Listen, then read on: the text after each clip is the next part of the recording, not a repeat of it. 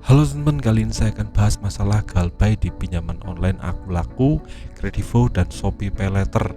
Nah, ini bisa menjadi masalah yang sekarang teman-teman sudah galbay di aplikasi tersebut. Nah, pertama-tama kita berdoa sama-sama agar kita terhindar dari doa riba, terhindar dari jerat pinjaman online, dan mendapat pertolongan Allah agar kita bisa menyelesaikan pinjaman online ini secara baik dan benar dengan cara yang diridhoi Allah. Amin amin ya robbal alamin.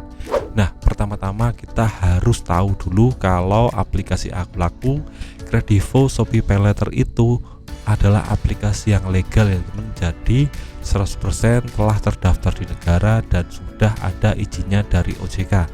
Nah, jadi pihak aplikasi legal tersebut berhak mengajukan slik OJK ke negara. Jadi nanti resikonya kita tidak bisa pinjam lagi di aplikasi pinjaman online ataupun di bank-bank swasta. Nah, itu tidak mengapa ya teman, yang penting kita nggak bayar.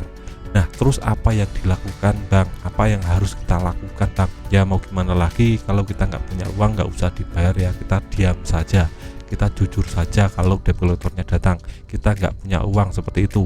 Nanti kita harus punya mindset, kita harus punya pengetahuan tentang debt collector ya teman, apa yang harus dilakukan debt collector, apa yang tidak boleh dilakukan debt collector. Nah, menurut saya kalau untuk galbay di aplikasi pinjol itu tidak akan masuk ke ranah hukum, karena untuk galbay itu masuknya ke ranah pidana, jadi tidak bisa untuk masuk ke ranah hukum ya.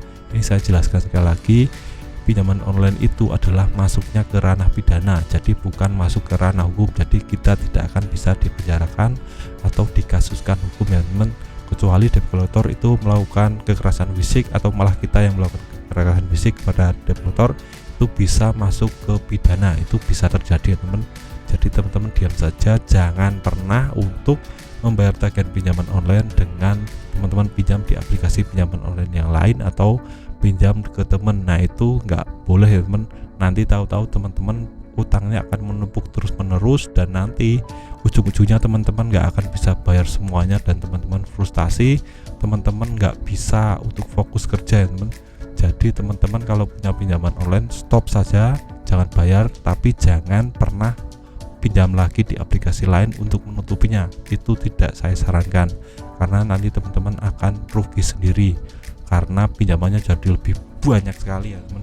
Jadi teman-teman harus pahami ini dan teman-teman harus punya pengetahuan tentang apa yang akan terjadi jika debt collector datang ke rumah. Nah, ini sangat penting sekali karena teman-teman harus tahu, teman-teman harus tanyakan kepada debt collectornya tentang ini. Yang pertama identitas, yang kedua tentang SP3, yang ketiga tentang surat sertifikasi. Nah, sudah saya bahas di video-video yang lain. Teman-teman langsung masuk saja ke video di sini, teman-teman klik saja, nanti langsung masuk ke video cara menghadapi debt collector agar terhindar dari pinjaman. Nah, sekarang bagaimana Bang caranya agar kita hidup tenang, kita hidup aman? Nah, untuk gagal bayar di pinjaman online itu resikonya tidak seberat yang teman-teman bayangkan, tidak seserem yang teman-teman impikan. Itu masih dalam jangkauan ya. Jadi kita harus rubah mindset kita. Kita harus berpikir positif, kita harus terus bekerja, terus menabung, seperti itu. Jadi teman-teman nggak usah memikirkan gagal bayar di pinjaman online secara terus menerus, nanti akan membebani pikiran teman-teman. Teman-teman harus fokus bekerja, berpikir positif, tetap semangat, jangan menyerah ya. Untuk galbay pinjaman online, gal ini tidak akhir dari segalanya, jadi teman-teman masih bisa untuk melakukan kehidupan sehari-hari.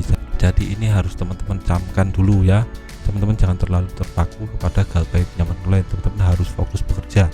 Dan yang paling penting, teman-teman harus tahu resiko-resiko yang teman-teman dapatkan jika teman-teman galbay di aplikasi pinjaman online. Jadi inti dari video ini teman-teman, kalau sudah gagal bayar di aplikasi Akulaku, aplikasi Kredivo, aplikasi Shopee Paylater, teman-teman diamkan saja, stop untuk bayar tagihan dengan cara berhutang di pinjaman online. Itu tidak bagus dan teman-teman harus fokus bekerja. Nah, sekian video dari saya, semoga bermanfaat, tetap semangat untuk kehidupan yang lebih baik.